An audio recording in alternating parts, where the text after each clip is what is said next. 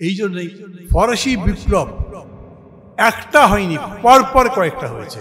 এই যে second Republic বলে, থার্ড রিপাবলিক বলে, কীরকম কারণে? বিকজ ফার্স্ট রিপাবলিক চলে নাই, ইভেন সেকেন্ড রিপাবলিক চলে নাই, তারপরে একটা একটা করে চেঞ্জ এরকম আসতে থাকছে। এই প্রেক্ষিতে উনি মনে করলেন তারও কনস্টিটিউশনালি মানে আইনগতভাবে সাংবিধানিকভাবে বৈধভাবে ক্ষমতা পেতে হবে। সেই জন্যই তো চুপ্পু আছেন, শাহাবুদ্দিন চুপ্পু জান দিয়ে দিয়েছে শিক্ষার্থীরা। উনি কিন্তু নড়েননি। কেন নড়েননি? উনি মনে করেছেন আমাকে আইনগত বৈধতা দিতে পারে কেবলমাত্র 106, আর কিছু দিতে পারে না।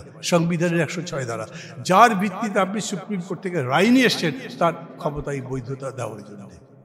কেউ তো তখন কন্টেস্ট করতে পারেননি, এটা করেননি। আসিফ নজরুলকে যখন জিজ্ঞেস করা হয়েছিল, প্রশ্ন তো উঠেছিল যে জাতীয় সরকার করা হবে কি হবে না, উনি বলেছেন না। তাকে পরে জিজ্ঞেস করেছে, উনি বলেছেন এই প্রশ্ন তখন আসেনি, আমাদের মাথার মধ্যে ছিল না। এখন আমি জানি না নাহিদ কিভাবে বলেছেন, আসিফ কিভাবে বলেছেন, এটার ব্যাপারে ডক্টর ইউনূসের কাছে কোনো কথা বলা হয়েছিল কিনা, কিন্তু আপনার যাত্রা হয়েছে যে যখন আপনি অভ্যুত্থানকে কিংবা বিপ্লবকে স্পষ্টতই সংসদের কাছে বা সংসদীয় গণতন্ত্রের কাছে সব সঁপে দিয়েছে। দেখেন, জুলাই ঘোষণা যখন দেওয়া হয়েছে, তখন এই আন্দোলনে বা অভ্যুত্থানের নেতৃত্ব দানকারী 4-5 জন মনের কষ্টে কক্সবাজার চলে গেছেন, সবাই জানি আমরা।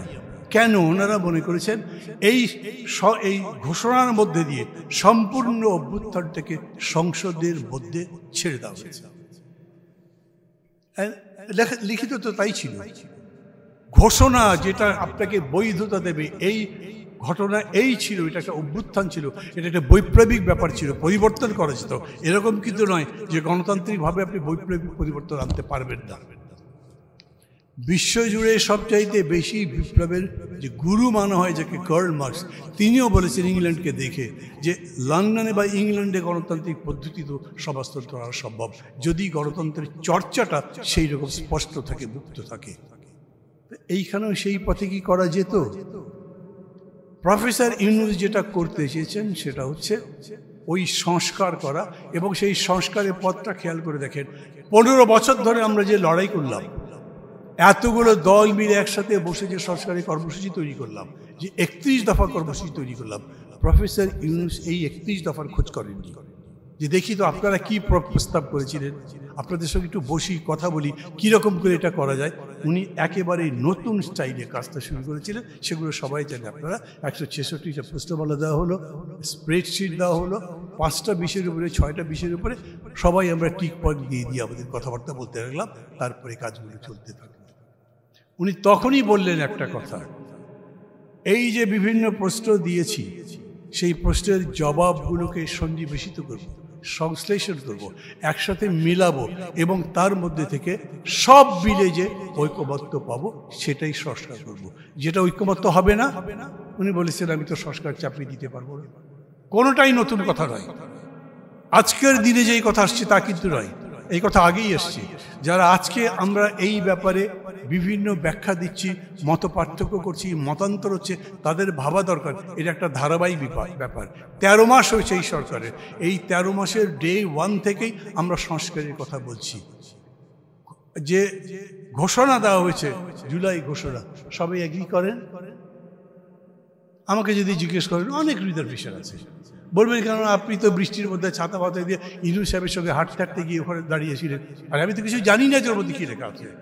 আমাকে বলা হয়েছে আসেন, যেহেতু আমার টিচার, আমি একটা রেসপেক্টের কারণে হোক অথবা রাজনৈতিক বিবেচনা জিজ্ঞেস করেছি ওর মধ্যে আছে কি, বলেছে এমন কিছু নাই যাতে আপনার আপত্তি হতে পারে, দেখবেন আপনি এসে। আচ্ছা, তখন দেখা কিংবা প্রতিবাদ করার কোনো সুযোগ তো নেই। এখন আছে কোনটায়? জুলাই সনদে। জুলাই সনদটা বেসিক্যালি কি? এটা হচ্ছে আপনার রিফর্ম প্রোগ্রাম, তাই তো? সংস্কারের যে কর্মসূচি সেটা, এইটার একটা মুখবন্ধ দিয়েছে, শেষে আবার কিছু অঙ্গীকারের কথা বলেছে। সেই অঙ্গীকারের কথা যখন বলেছে, তখন বলেছে এই জুলাই সনদে যা থাকবে সেটাই হবে চূড়ান্ত, কোনো কোর্টের রায় কিংবা সংবিধানের কোনো কিছু এটার উপরে থাকতে পারবে না। হতে পারে এটা সংবিধানের উপরে একটা সনদ হতে পারে? আমরা 20টা পার্টি মিলে বসে একটা বানিয়ে দিলাম এবং বললাম যে এটা সংবিধানের উপরে থাকবে, তাই সম্ভব? অপোজ করেছি। কি বলবেন এখন? এখন এই সংবিধানের বিতর্ক আপনারা অনেকে এরকম মনেই করতে পারেন আজকে সংবিধানকে কেন সামনে নিয়ে আসছেন, এটা কি সংস্কারের বিকল্প? না, হবার কথা নয়, কিন্তু সংবিধানকে বাইপাস করে, সংবিধানকে অস্বীকার করে কি সংস্কার করতে পারবেন? আপনি তো সংসদীয় গণতন্ত্র এগ্রি করছেন, না কি করছেন না? আপনি কি বৈপ্লবিক সরকার করেছেন? করেননি তো। বৈপ্লবিক সরকার করতে চান, আবার করতে পারবেন, পারলে করেন, তাহলে এই সংসদীয় এক্সারসাইজে যাওয়ার তো দরকারই নেই। আমি যদি পারি তাহলে থাকবো, না পারলে থাকবো না, আমি যে পথে ঠিক মনে করি সেই পথে থাকবো। কিন্তু এইখানে ঢাক ঢাক গুড়গুড় করবার কোনো জায়গা নেই। এখানে কিছু লুকে রেখে ওই যে গুপ্ত রাজনীতির মতো কিছু রেখে দেবো, কিছু প্রকাশ করব, এরকম করে করবার সুযোগ নেই। আপনাকে তো বলতে হবে আপনি কি করতে চান, পিআর মানেন না মানেন না। এবং তারপরে ধরেন সবাই তো মানছেন, এটা তো স্পষ্ট। আপনারা কেউ মনে করেন যে পিআর নিয়ে যে বিতর্ক সেটা এখন নিষ্পত্তি হতে পারে, সবাই মিলে এক জায়গায় আসতে পারে? আসবে না। না যদি আসে তাহলে কি করবেন? আমি তো পিআর একটা বললাম, এটা গণপরিষদ হওয়া উচিত, সে নিয়েও তো বিতর্ক আছে। 10 বছরের প্রধানমন্ত্রীর দায়িত্ব, কিন্তু তার সাথে সাথে আবার কন্ডিশনাল আছে। যে সমস্ত সাংবিধানিক পদ আছে, যেই সমস্ত গুরুত্বপূর্ণ পদ আছে, সেই জায়গার অ্যাপয়েন্টমেন্ট কে দেবেন? ওনারা বলছেন এক্সিকিউটিভ, মানে প্রধানমন্ত্রী। আমরা বলছি না, এক্সিকিউটিভটা এটা দেবে একটা মানে পরিষদের তৈরি করে, একটা কাউন্সিল তৈরি করে তার মধ্যে দেওয়া। এগুলোর তো নিষ্পত্তি হয়নি। কীরকম করে নিষ্পত্তি হবে সেটা বলেন। এইটা প্রফেসর উনি যখন বলেই দিয়েছেন যে যখন ঐক্যবদ্ধ হবে সে ঐক্যবদ্ধের ভিত্তিতে করব, ঐক্যবদ্ধ যদি না হয় তাহলে ওটা আপাতত রেখে দেবো, পরে আপনারা পরবর্তীতে যারা যারা তারা মিলে ঠিক করবে। আমি আবার জিজ্ঞেস করি, আচ্ছা কি মনে করেন? যদিও বলতে পারবেন এরকম করে, আমিও বলতে পারবো না, কারণ কারোর পক্ষে ক্যাম্পেইন তো করবো না। ভোট তো হবে, সবাই তো বলছে, যে বিশেষ করে সর্বশেষ বক্তা যিনি বললেন যে ভোটে তারা বিশ্বাস করে। এই ভোটের কি বিকল্প আছে কোনো? এই ভোট সমস্ত সমস্যার সমাধান করবে এই কথা যিনি বলেন তিনি ভুল করেন। এতগুলো বছর এতগুলো ভোট হলো, সেই ভোট আমাদের সব সমস্যার সমাধান তো দূরের কথা, বেশিরভাগ সমস্যার তো সমাধান করেইনি। মানে ভোট মানেই সব সমস্যার সমাধান, সে কথা কেউ বলছে না। কিন্তু আজকে এই ফ্যাসিবাদের আবর্ত থেকে বেরোবার জন্য আপনার কাছে ভোটের তো বিকল্প নাই। আপনি বলবেন এমন একটা ভোট চাই যেই ভোট আমাদের সবার কাছে গ্রহণযোগ্য হয়, যে ভোটটা গুণ সম্পন্ন নয়, মান সম্পন্ন নয়, যেই ভোটের পরে নতুন আবার বিতর্ক তৈরি না হয়, সেই রকম একটা ভোট করতে হবে, তাই তো? সেই ভোট কীরকম করে হবে? সেই ভোট হবার জন্য আমরা যারা যারা মনে করছি যে এই সংবিধানের মধ্যে সেই পরিবর্তন আনলেই কেবল সেরকম হবে, কিন্তু বাস্তব কি দেখছে? লাশ তুলে পুড়ে ফেলা হচ্ছে। চট্টগ্রাম বিশ্ববিদ্যালয়ের প্রো ভিসি এবং প্রক্টর সারাদিন ধরে ফেসবুকে স্ট্যাটাস দিচ্ছেন, আমরা মার খাচ্ছি, আমাদের ছাত্ররা মারা যাচ্ছে, হেল্প করতে আসেন, কোনো পুলিশও যায়। যেদিন ভোট হবে সেই দিন যার যেখানে শক্তি আছে, তার যদি মনে হলো যে আমি জিততে পারবো না, উনি গিয়ে ব্যালট বাক্সগুলো নিয়ে বাড়িতে চলে গেলেন। পুলিশ কি বাধা দেবে নাকি শেষ পর্যন্ত? এই প্রশ্নগুলো না সমাধান করে সংস্কার বলেন, অন্য যে কথা বলছেন, একটা কথার মধ্যে দিয়ে হবে না। যদি মনে করেন ভোট হওয়া দরকার, আমি আবার বলি, সেই ভোট যেন তেন প্রকারের ভোট বুঝি না। এই যে জুলাই সনদ, এখানে এত কিছু লেখা হয়েছে, জুলাই সনদের গ্যারান্টি কি আছে বলেন? পাকিস্তান আমলে যে ভোট হয়েছিল সেই ভোটেও এই প্রশ্ন উঠতে পারত, কিন্তু এলএফও প্রেসিডেন্ট মানে তখনকার সরকার ঘোষণা করেছিল সেই লিগ্যাল ফ্রেমওয়ার্কের আন্ডারে ভোট হয়েছিল, কোনো লিখিত বিষয় ছিল না, কোনো রকম সই ছিল না, কেউ বলে নাই, অঙ্গীকার করে নাই যে জেতার পরে এটা করবো। তা যদি হয় তাহলে আবার দেশ স্বাধীন হয়ে যায় নাকি? তা যদি হয় তাহলে এত বড় গণহত্যা হয় নাকি? এখনও সেই একই প্রশ্ন আসছে। আমি অ্যাগ্রি করেছি আপনার সঙ্গে, চালিয়ে যান, সামনের দিকে যান, কিন্তু এই 12টা পয়েন্টে আমার নোট অফ ডিসেন্ট আছে। নোট অফ ডিসেন্ট মানে কি? আমি এর পরে যখন সংসদ আসবে, সংসদ বসবে, তখন এই ব্যাপারে আপনারা যে বলবেন তার সঙ্গে এক কথা এমন কিন্তু কোনো কথা নেই। আমি যেটা বলবো সেটা তখন বলবো, এখন আমি দ্বিমত করছি। পার্লামেন্ট মানবেন তো নাকি মানবেন না? যদি পার্লামেন্ট মানেন, যদি এমন হয় যে মেজরিটি একটা দল পেল, সেই মেজরিটি দল যদি বলেন এটা এরকম হবে না, তখন কি বলবেন? আমরা এই রকম একটা জটিলতার মধ্যে আছি। আমি আবার বলি, অভ্যুত্থানটা যেখান থেকে শুরু হয়েছিল সেখান থেকে সুনির্দিষ্ট লক্ষ্য নিয়ে যদি সামনের দিকে ধাপে ধাপে এগুতে পারতো, তাহলে আজকে তো এতগুলো প্রশ্ন তৈরি হতো না। কিন্তু এই প্রশ্নটা তৈরি হয়েছে। এই প্রশ্নগুলো নিষ্পত্তি করবার জন্য আমরা অন্তর্বর্তী একটা সরকার নির্বাচন করেছিলাম, মানে আমরা সিলেক্ট করেছিলাম, আমাদের প্রস্তাব অনুযায়ী হয়েছিল। কিন্তু সেই অন্তর্বর্তী সরকার এই জটিলতার মধ্যে যায়নি, যেতে পারেনি, এগুলো নিষ্পত্তি হয়নি। এখন আমরা আকাঙ্ক্ষা করতে পারি অন্তর্বর্তী সরকার এই বিষয়গুলোর নিষ্পত্তি করুক। জুলাই ঘোষণা নিয়ে এখন তার বিতর্ক হচ্ছে না। যার মনে যে কষ্ট আছে তিনি সেই কষ্ট নিয়েই চলছেন, এটাই তো বাস্তব। জুলাই সনদ নিয়ে কি হবে? খুবই স্পষ্টত একটা দল বলছে যে কনস্টিটিউশনের সাথে জড়িত যে বিষয় আছে সে বিষয়ে আগে কিছু করা যাবে না। কিন্তু আপনারা এখানে যে সেমিনার করছেন, দাবি করছেন জুলাই সনদের গ্যারান্টি চাই, তার ভিত্তিতে নির্বাচন হওয়া চাই। এখন আপনারা আমার কাছে যদি মনে করেন যে এই বিতর্ক বা এই সমস্যার আমি কোনো সমাধান দিতে পারবো, আই এম সরি, আমি কিভাবে পারবো? আমার কথাই তো চলবে না। যদি বিএনপি আসতো, জামাত আসতো, তারা যদি বলতো সেটা একটা ওয়েট ক্যারি করতে পারতো, আমার কথাই তো সেটা ক্যারি করবে না।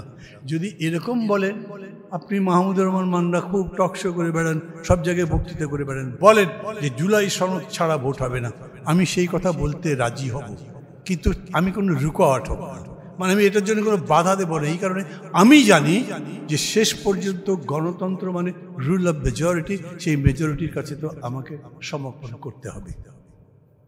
আমি জানি না আবার কবে এই জুলাই সনদ দিয়ে বৈঠক হবে।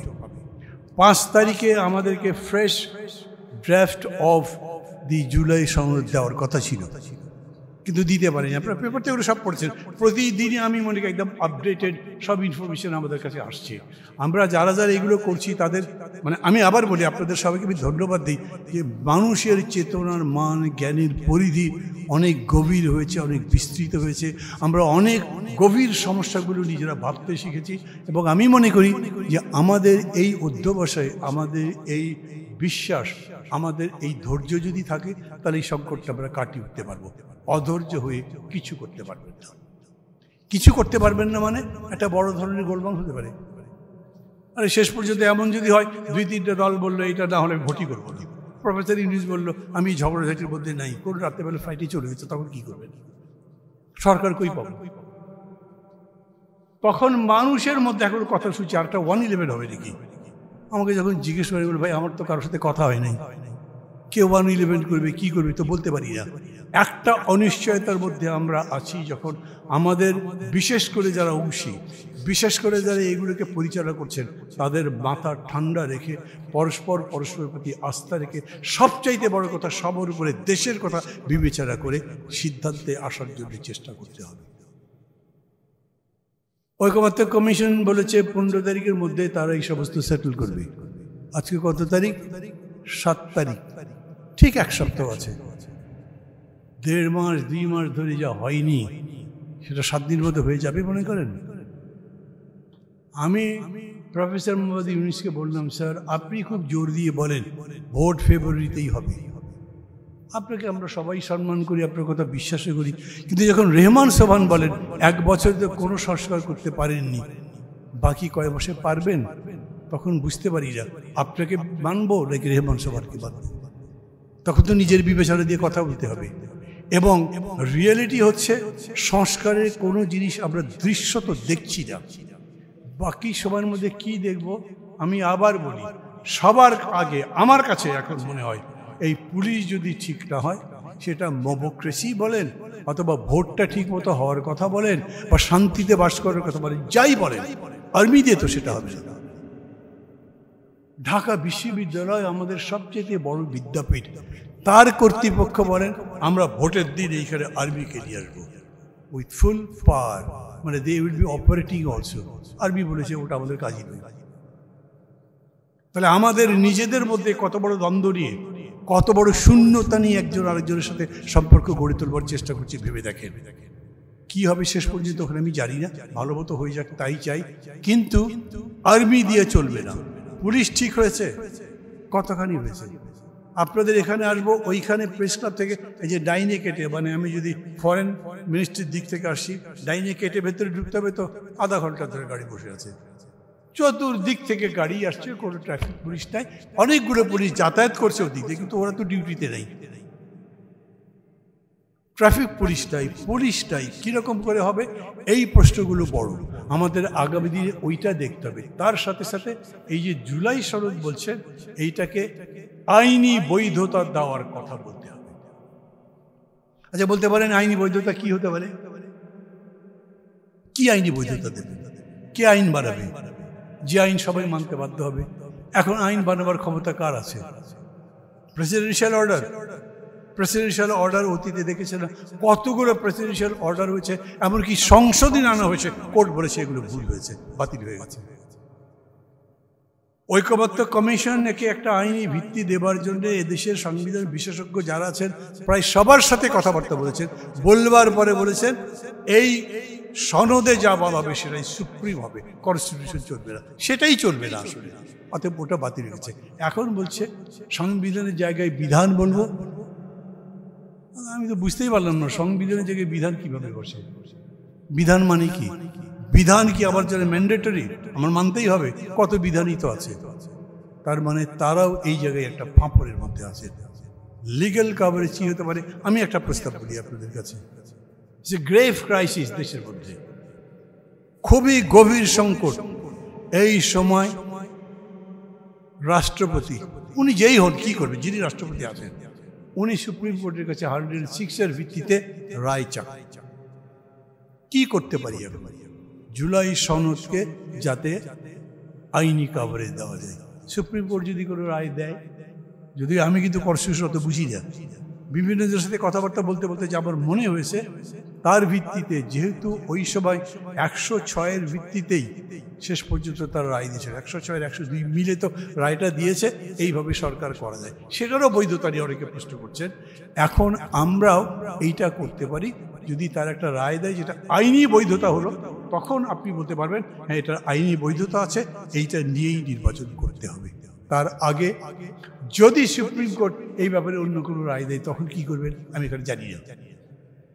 এরকম করে বলার কোনো কারণ নেই যে আমরা আইনের কান টানতে পারবো, এরকম করে বলবার কোনো কারণ নেই যে আমি যা বলবো সেরকম করেই হবে। ইভেন প্রফেসর ইউনূসও যদি বলেন সেরকম করে হবে তা না। গণতন্ত্র যদি নির্মাণ করতে চান তাহলে সেটা তো একটা পদ্ধতির মধ্যে দিয়েই যেতে হবে যেটা সংবিধান সম্মত হয়। এইখানে যদি বলেন এত সংবিধানের দোহাই তুলবেন না, ঠিক আছে তুললাম না, আপনি অন্য কোনো দোহাই দেন যার ভিত্তিতে হতে পারে। কি দিয়ে হতে পারে? এই যে জুলাই সনদ মানতে হবে বলছেন, একটা বড় দল বলল আমরা মানতে বাধ্য নেই, আমরা জুলাইয়ের শহীদদের প্রতি শ্রদ্ধা ইত্যাদি সবই আছে, আমরা আন্দোলনও করেছি, কিন্তু কনস্টিটিউশনের বাইরে যেতে পারবো না, দেশ তো কনস্টিটিউশন দিয়ে চলতে হবে, বলছে তো সেরকম। এই জন্যে আমি শেষ প্রস্তাব এইটুকুই দিতে পারি, এটা আমরা নিজেদের মধ্যে কথা বলেছি। আমরা মানে আমাদের 6 দলের একটা মঞ্চ আছে তো, গণতন্ত্র মঞ্চ, আমরা নিজেদের মধ্যেও কথা বলেছি। আমরা আমাদের ঐক্যবদ্ধ আন্দোলন বা যুগপৎ আন্দোলনে যারা যারা শরীক ছিলেন তাদের সবাইকে না ওই বিএনপির সাথেও কথা বলেছি। তারাও মনে করেন যে যদি কোর্ট থেকে একটা কিছু আসে তাহলে আমরা সেটা মানতে পারি, মানতে হবে তো, তাদের পক্ষে যদি যায় মানবে, না গেলে তারা মানবে। এরকম কথাবার্তা বলা, এইরকম একটা অবস্থা পারসিউ করার জন্য যাতে